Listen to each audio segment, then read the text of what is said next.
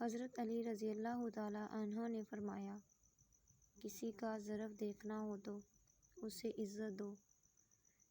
فطرت دیکھنی ہو تو اسے آزادی دو، نیت دیکھنی ہو تو اسے قرض دو،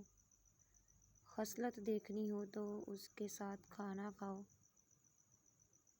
صبر دیکھنا ہو تو اس سے پر تنقید کر کے دیکھ لو، خلوص دیکھنا ہو تو اس سے مشورہ کر لو۔